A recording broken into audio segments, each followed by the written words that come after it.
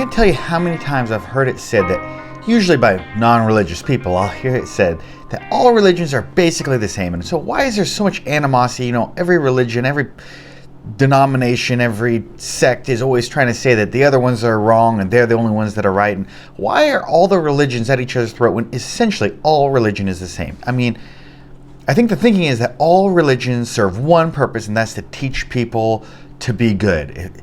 All religion wants you to be a better person, and so since every religion is, maybe they're coming at it in a slightly different way, but essentially since that's the goal, well then why is there so much animosity? Aren't we all trying to accomplish the same thing? Now I think that there is some common threads that exist between pretty much all religions, or all maybe even worldviews, even including things that we wouldn't typically consider a religion, like atheism, agnosticism. But I don't think that the commonality is that there's a shared goal or purpose. I think if we're looking at the world religions, I think we can see some commonalities. Every worldview, every religion typically has a problem that they identify. What is wrong with the world? And then they have some ultimate goal that they're trying to reach. And there's some way, we got the problem and the goal, and then there's some mechanism or some way that you're going to go from the problem to the solution. How are we going to solve the problem to get to that end goal? Now, I think every religion shares these features, but the way that they answer each question, or the way they express the problem and the solution and the way we're going to get there, can often be completely different. If we look at like some Eastern religions, let's look at, like, for example, Hinduism or Buddhism. The problem that is identified in these faiths is that there is suffering in the world. There's evil, there's pain, there's suffering. This is the problem that we're faced with, and that the ultimate solution is to reach nirvana. It's a place of no suffering, no pain, no evil.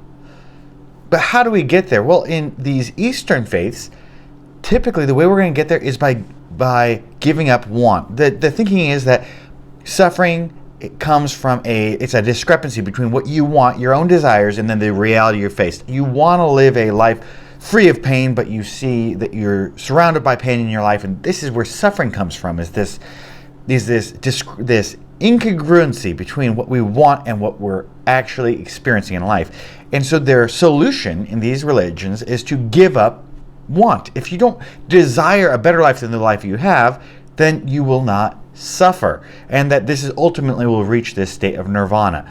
So now there is right and wrong in these Eastern faiths. Like in Buddhism, there is moral good and evil, but doing good will help you to be reincarnated in a better life in the next life, and doing evil will help you to be reincarnated, or I guess not help you, it will curse you to be reincarnated in a worse life after your reincarnation.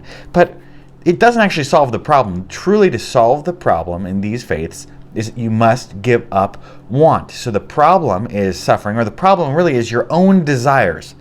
The mechanism by which we're going to solve the problem is we're going to give up all our desires. We're going to reach a state in which we don't have desires, and this will accomplish our goal, reaching nirvana.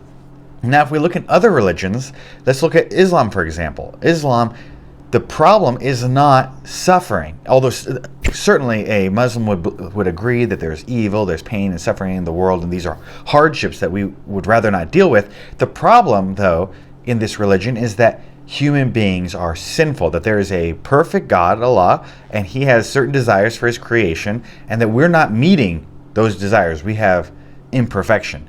And our goal here is to be reunited with our Creator. In Islam, the goal is to be reunited with God, with Allah, and the way that we're going to do this is by patterning our lives after His will. So we are imperfect, He has a perfect will, and we're going to do our best in this life to live out, to basically be perfect, to be as good as possible, so that hopefully at the end of the day, our good deeds will outweigh our bad deeds. Now, Christianity, it shares one thing in common with Islam. It's the problem. The identified problem in Christianity is the same as in Islam. It's that human beings are sinful. There's a perfect God with a morally perfect will, and human beings do not match up with this, and this is separating them from God. However, if we want to look at the mechanism by which we're going to solve this problem in Christianity, is completely different than in Islam. In Islam, the solution to your imperfection is to try your best to be better, to do more good than bad.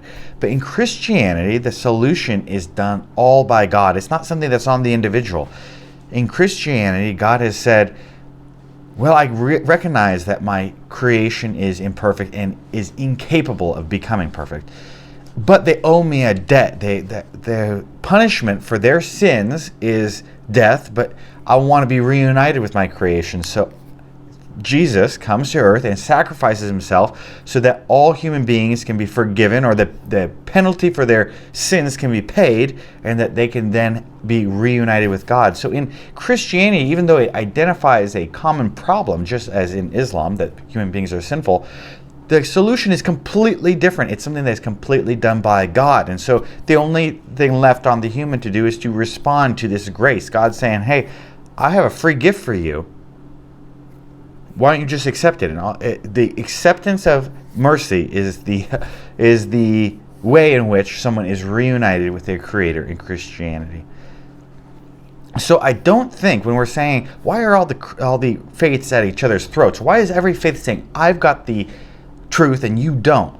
Well, I think it's because each faith truly believes that their worldview is right. They each believe that they know the true problem with the world. And there are many different identified problems. If the Muslim or Christian is right, then that the problem is human sin, then the Buddhist, who's trying to work on their desires, their own want is the problem, is missing the point, and vice versa. And so the problem, if the problem is not correctly identified, we're never even going to start working towards a true solution. And even if we identify the correct problem, just like Islam and Christianity agree on the problem, we want to have an actual way to solve the problem. This is one of the hardest things about Islam, is that if you are a Muslim, you don't ever know if you've really solved the problem. You know your problem is your sin and that there's a perfect God who wants perfection from you. But there's no way to know in this life if the amount of good deeds you've done truly outweighs the bad. In Christianity, we have a mechanism which would, if Christianity is true, would truly solve the problem. God sees human beings are incapable of perfection, so he does something on his own to solve the problem for us. The perfect being takes care of essentially everything. We need to have, if we're going to identify a problem in the world, and everybody believes that there's something wrong with the world, with reality that we're trying to fix, we want to make sure we're identifying the right problem, and then that we have identified a correct solution, a solution that would actually solve the problem. Even if we have the problem right, if we are wrong about how we're going to fix it, the problem will never be solved. So I don't hold it against another faith when they tell me that I'm wrong. See, they think that they've got the right problem, the right solution, just as I do. Just as probably many people, even who don't belong to a religion, may think they know what the problem is and some way to improve upon the world. All we're trying to do is figure out what is the actual problem, what is the actual solution, what's the truth of the matter. So I don't think it's right for us to be too critical of religions for saying that they are true. They're honestly trying to solve, to better the world. That's what we all would like, a better world. So let's, instead of being upset about animosity between religion or the judgmental nature of religion, instead let's assess what they're saying. Hey, is that religion actually right? Have they actually figured out the problem, and do they have a solution that would actually work? If they do, we probably want to lend an ear. I think Christianity just has the best identified problem, and it's the only religion I think that has an actual solution that would truly work to solve it.